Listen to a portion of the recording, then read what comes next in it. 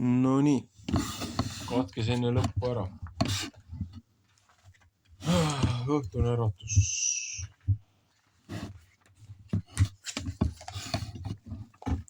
Jätkame maise matka poolel teel.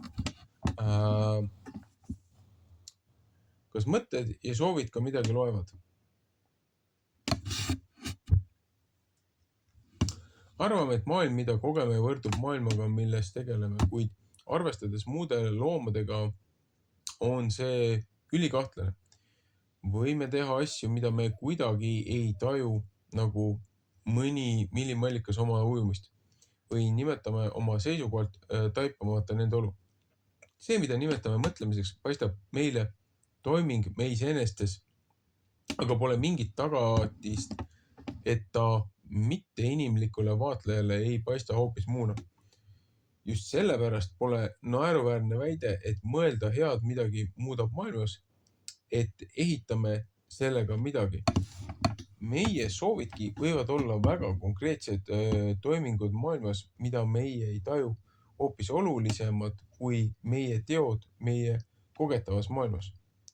Uues testamendis tsiteeritakse puhuti osi 10 käsust, kuid võrreldes tolleaegse juutlusega suhteliselt harva.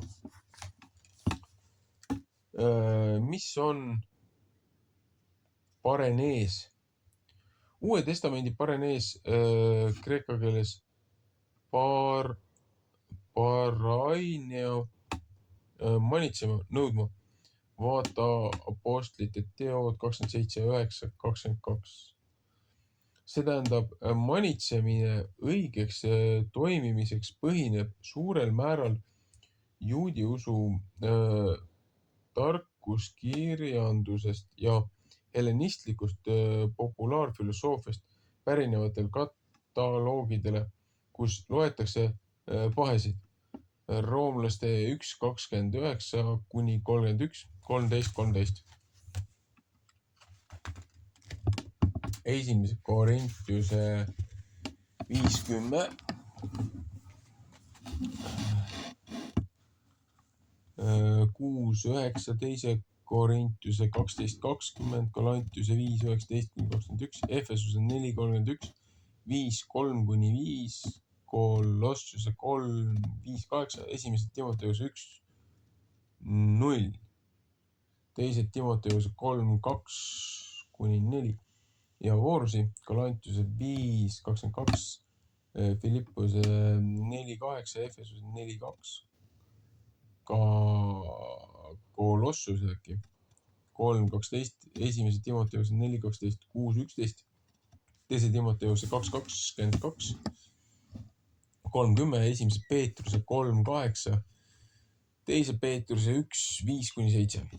Need ei iseloomusta tegelikku olukorda vastavas koguduses, vaid on üle võetud põhimõtete järgi, mis iganes on tõene, iganes auväärne, iganes õige, iganes puhas, iganes armastusväärne, iganes ülendav, kui miski on vooruslik ja kui miski on kiidetav.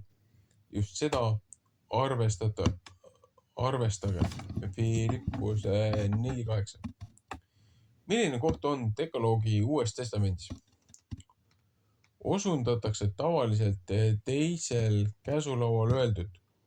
Üheks põhjuseks võis olla, et juutlases oli tollal dekaloogi kujunenud ülioluliseks.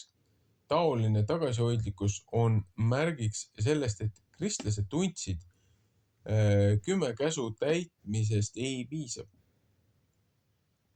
Teisiti öeldult, neist tuleb minna palju kaugemale edasi. Ärgu olgu teil ühtki muud kohustust kellegi vastu, kui ainult see üksteist armastada, sest kes armastab teist, see on täitnud seaduse.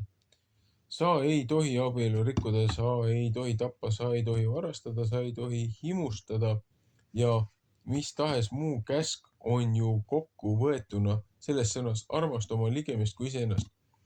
Armastus ei tee ligemesele kurja. Armastus on siis seaduse täitmine.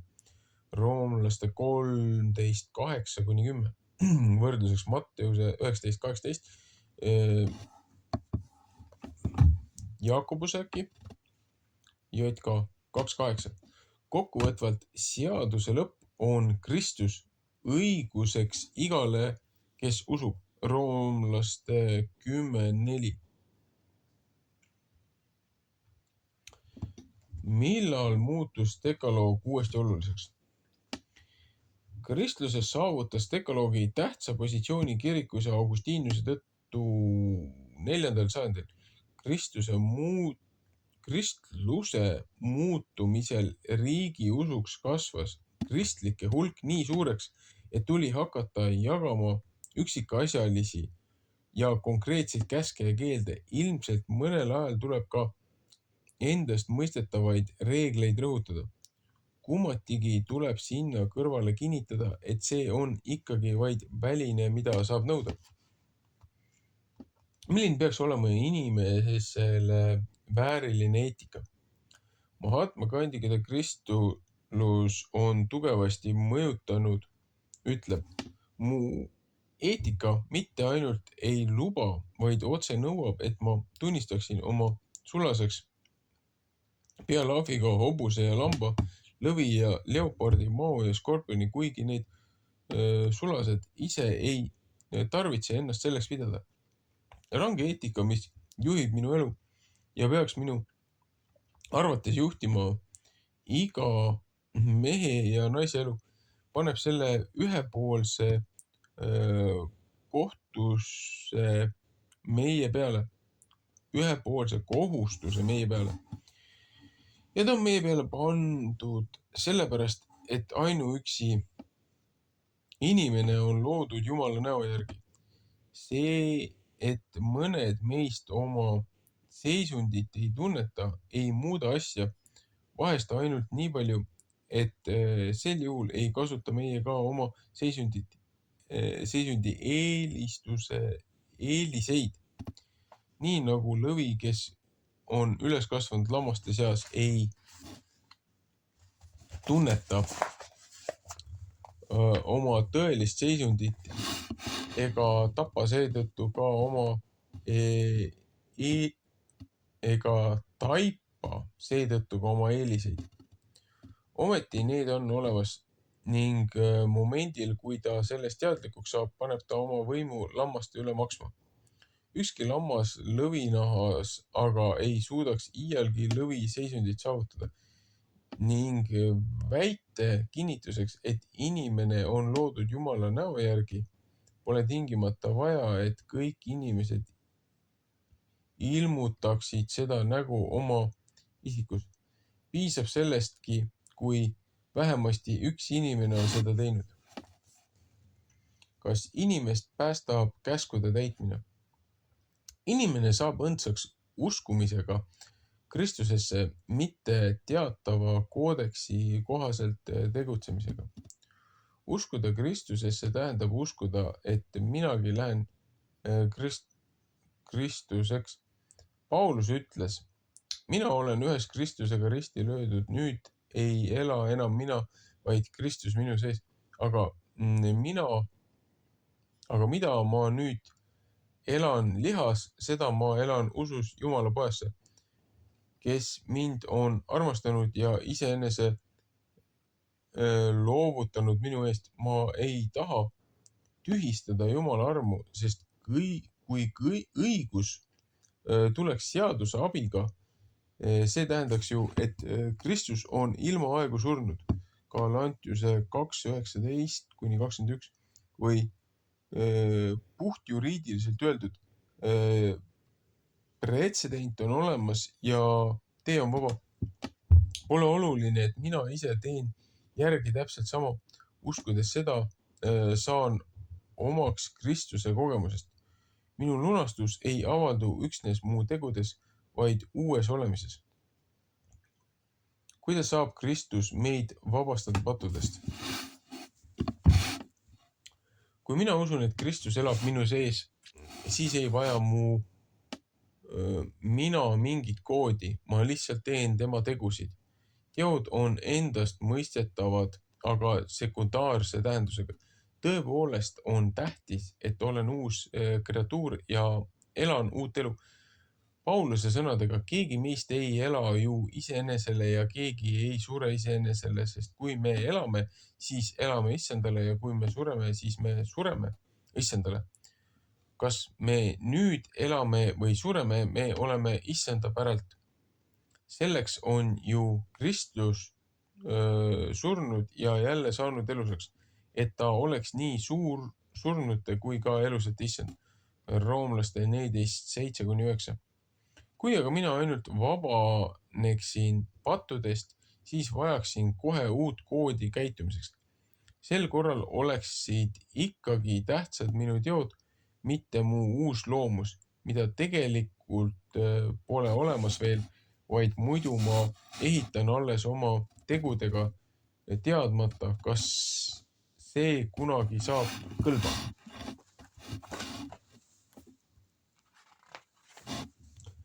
Selle kahe nii erinevaid tulemusi andva hoiaku vahel on raske panna sõnadesse. Kõik on aga meie elus teisiti, kui hakkame teisiti mõtlema.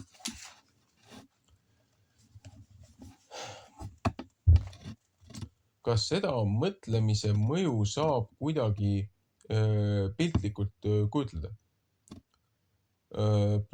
Ptolemoise süsteemi väline vorm on küll kõrvaldatud, kuid maailmavaade on jäänud ptolemaoislikuks. Kõige keskus on tume ja raske. Maa juba algusest saadik. Inimene on nigel ja patune, võiks aga mõelda ka nii. Oleme samast materjalist, millest tähed. Miks peab arvama, et tähed on sama mannetud kui meie? Kui tähtis on aga väljendi vorm mingi nähte mõistmiseks. Võime illustreerida matemaatika najal.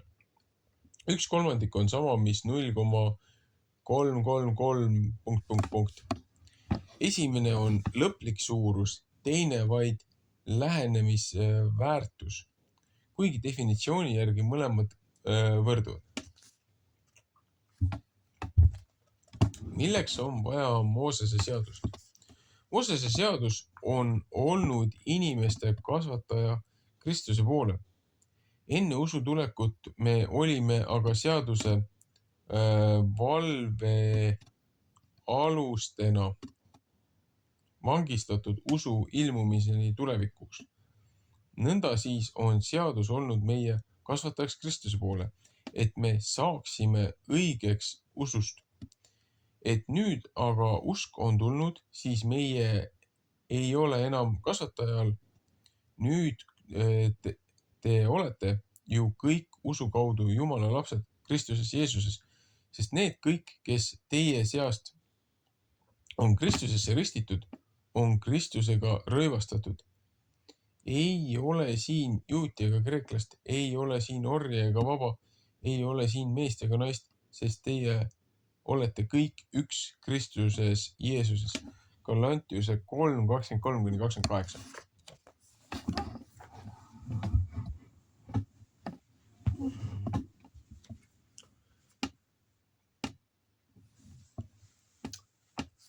See lõpp viib meid tagasi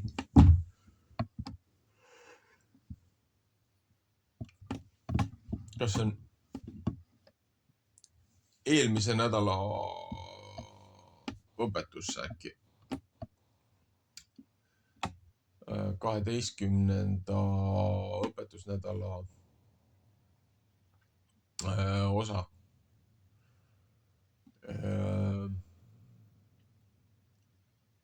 Hoose raamat ja siis seal oli üks prohvet oli veel.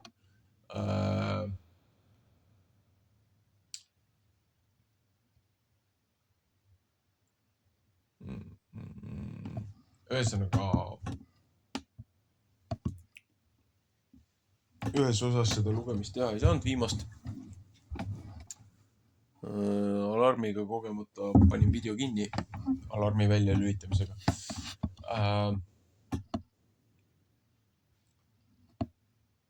Põhimõtteliselt jõuame tagasi 10 käsu olemusse kui sellesse. Et 10 käsku ei ole lihtsalt, et nii-öelda see on see, mida sa tohid teha või mida sa ei tohi teha, et nagu ilge taak mõne jaoks. 10 käsku tegelikult tasuks võtta kui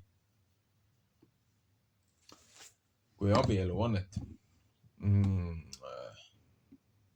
Nagu need prohvetid seal räägivad, et looja valis kõigist maailma rahvastest valis ühe rahva endale välja tänu sellele, et kõik teised maailma rahvad tollel hetkel olid loojast ära pöördunud ja peale seda noauputuse järgset teise maailma ja olid hakanud kummardama oma tehtud jumalaid, kujusi, nikerdatud esemeid, puid ja kive, taevakehasi ja muid asju. Aga oli üks mees, kelle nimi oli Abram, kes nägi, et maailm on ära vajunud ja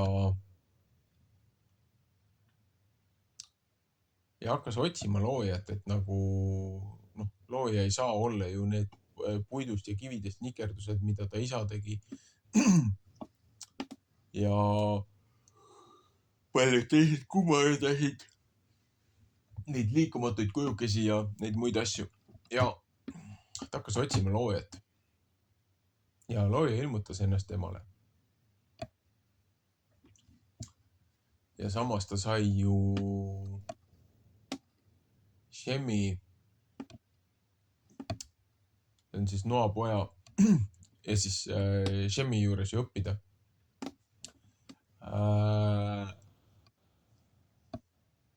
Tollel hetkel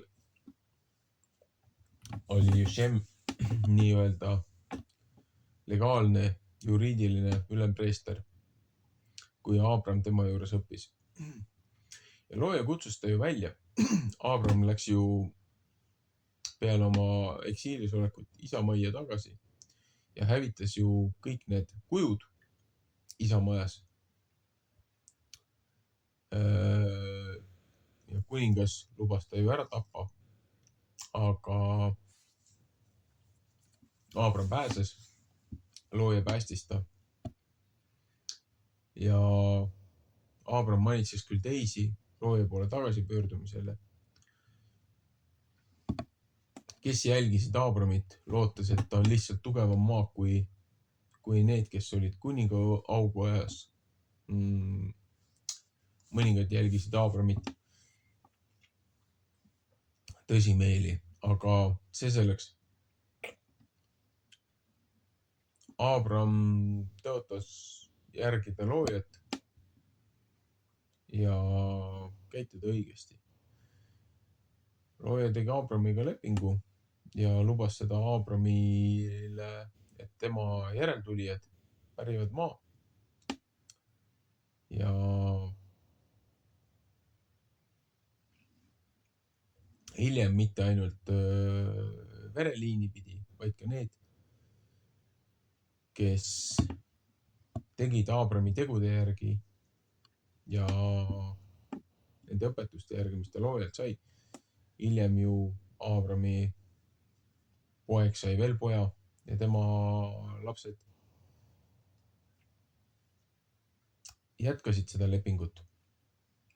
Ja nendest said Heebra rahvas, välja valitud rahvas läbi siis selle Abrami poja Isaku ja Isaku poja Jakobi. Jakob, kes maadles ööotsa looja engliga. Ja sellest sai ka tema nime Iisrael. Tema, kes on maadelnud looja engliga ja võitnud. Et kogu ülejäänud rahvas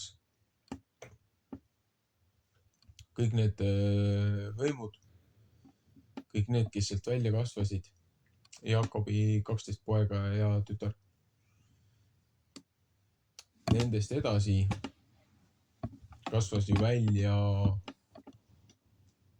see seltskond, kelle looja oli endale valinud, seepärast et nemad austasid loojat, mitte ei kummardanud teisi. Ja kui nad saadeti hooajaks Egiptusesse, kui kogu maale tuli nälg ja katk, siis looja säilitas neid läbi ühe noorematest poegadest Joosepi, mitte kõige noorem, aga eelviimase. Ja poiste kurjus, mis nad Joosepi ülbuse ja kõrkuse tõttu Joosepile tegid, looja pööras selle heaks, päästa perekond, päästa suguvõsa, päästa sealt edasi rahvas, kes looja õpetust peab ja hoiab ja austab. Ja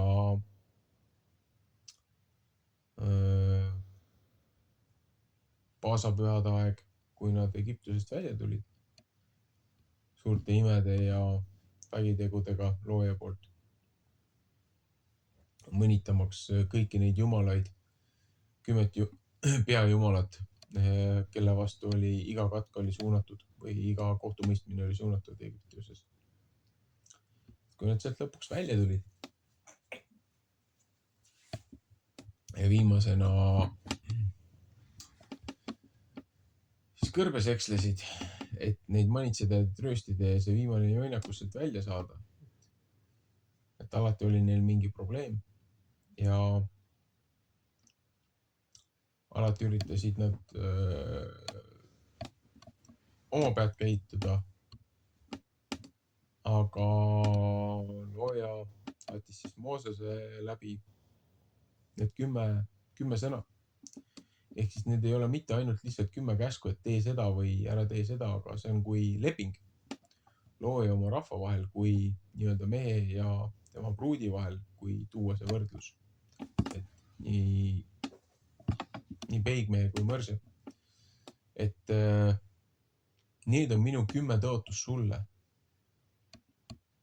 Kui sa austad mind, kui sa pead must lugu, siis sa teed seda, mida ma soovin.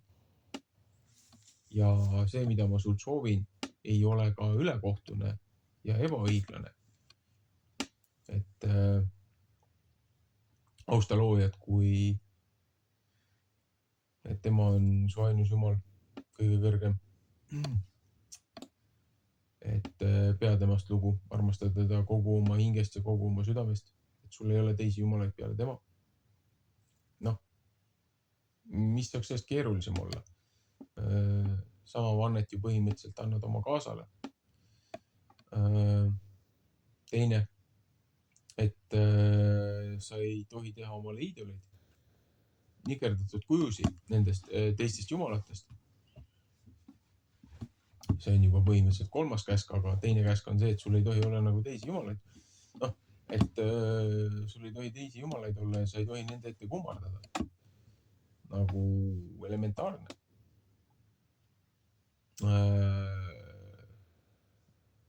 Jah, teine käsk. Kas 3. oli siis see, et ära tee looja või ära võtta loojas nime ilma asjata suhu või õigem võiks öelda, et ära tee looja nime, ära tee loojat tühiseks. On tegelikult ju nii-öelda piibliliselt see 3. käsk. Ja 4. käsk on austa hingamispäeva. Seepärast, et 6 päevaga tegi looja maailma, 7. päeval puhkad. Ja siit jõuame nende igasuguste nende õpetuste ja totruste, me ei ütleme totrused, aga igasuguste nende õpetuste ja asjade juurde, et me oleme nii eksinud, nii palju sellest ajast eraldatud läbi aastatuhandete, tõlked ja muud probleemid.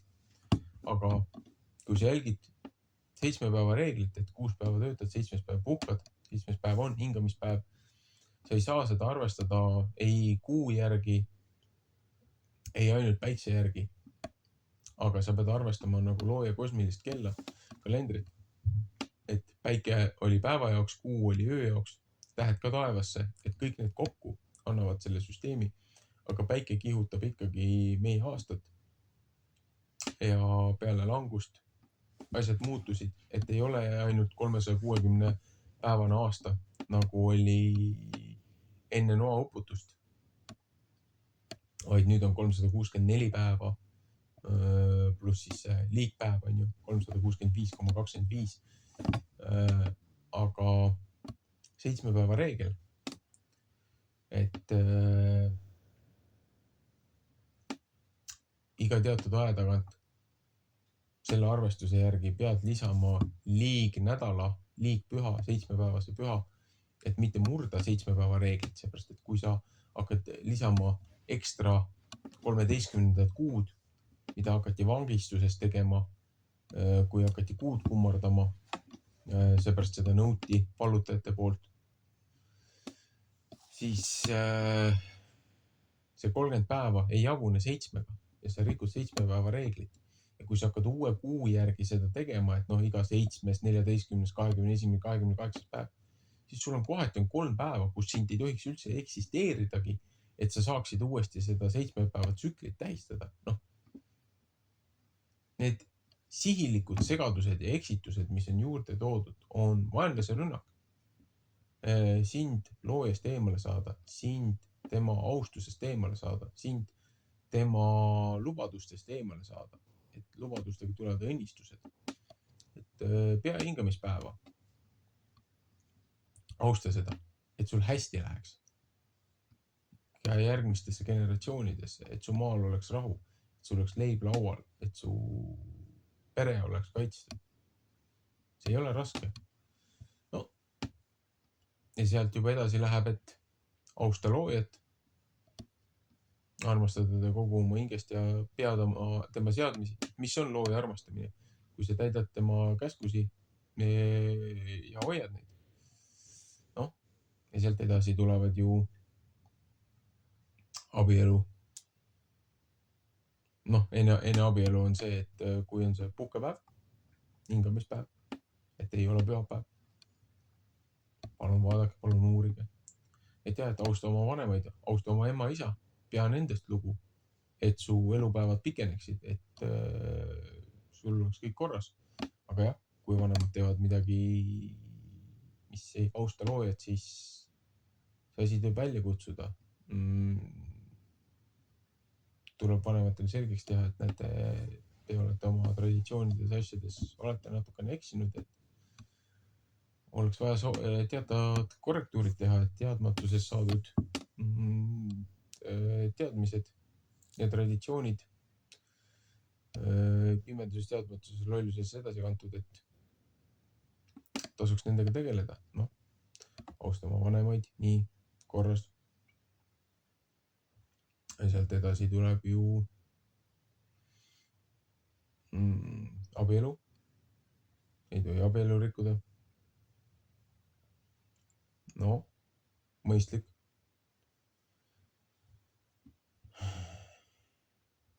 Siis on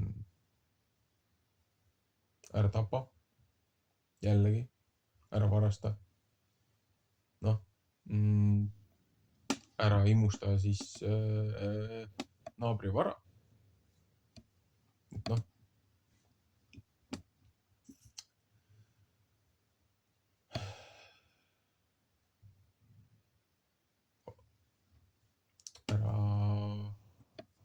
Ära valeta, ära varasta, ära tapa. Ära imusta seda, mis ei ole sinu. Looja annab sulle kõik selle, mis sul on vaja selleks, et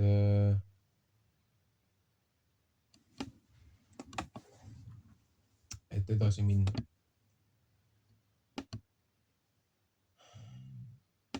Ära küsi loojalt midagi oma kaasu edevuse aspektist, vaid küsi loojalt seda, mida looja näeb, et sul on vaja. heas usus ja siiruses. Ja looja teeb sulle uksed lahti, leiab sulle selle tee. Ei tohi ära unustada lihtsalt seda. Ja ongi see, et kogu 10 käsku ju tegelikult taandub 2. Et armasta oma Jumalat, armasta oma isandat ja armasta oma ligemest kui iseennast. Et ära tee teistele seda, mida sa ei taha, et sulle tehtakse. Ja sellele ju kõik see 10 käsku taandubki. Kui sa võtad selle oma elu alustalaks, moraali keskme kompassiks, elu on palju lihtsam.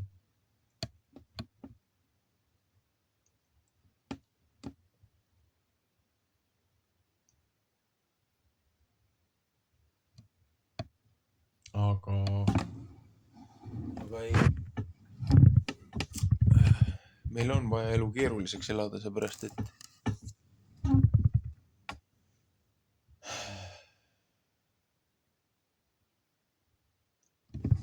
alati on ju vaja õppida kõige raskemal, kõige valusamal meetodil.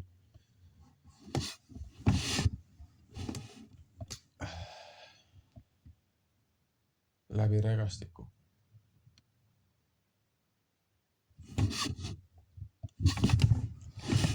Ühesõnaga.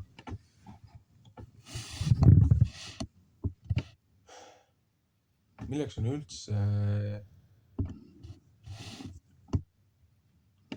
siis üldse vaja nii-öelda loojaõpetust ja 10 käsku? Väga lihtsalt.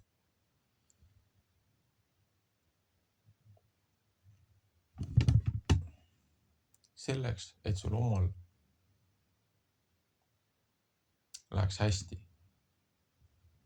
Et su järglastel läheks hästi. See on küll omakasupüüdlik mõtlemine, aga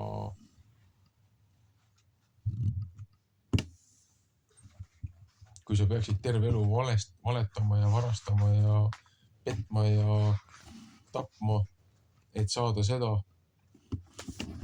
mis sul vaja on, siis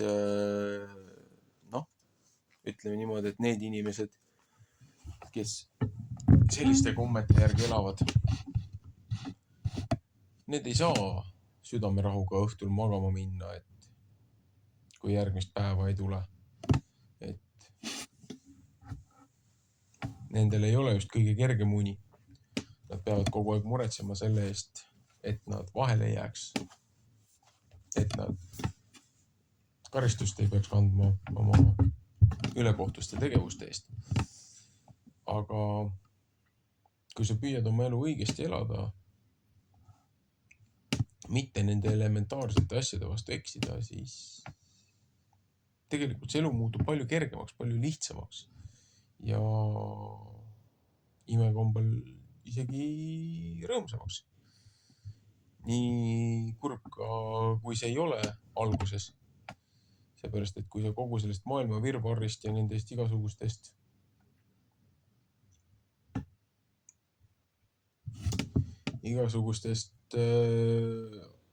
pettustest ja muudest traditsioonidest ja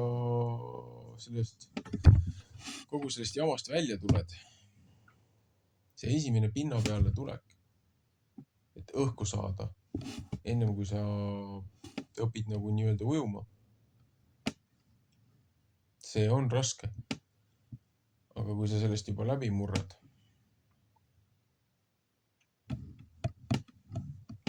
edasine läheb lihtsamaks. Kuigi vastasleeril meeldib sulle aeg-ajalt katsumusi saata, et kas sa ikka suudad hoida seda liini või mitte. Et siin on kõvasti mõtlemist väga paljudele.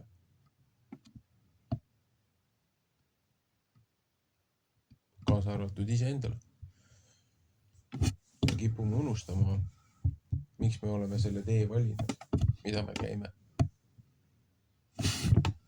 Aga olgu.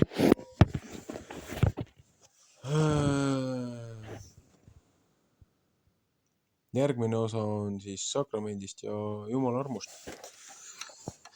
Ja vaata, et üle poole on juba läbi. Olgu, tänaseks aitab.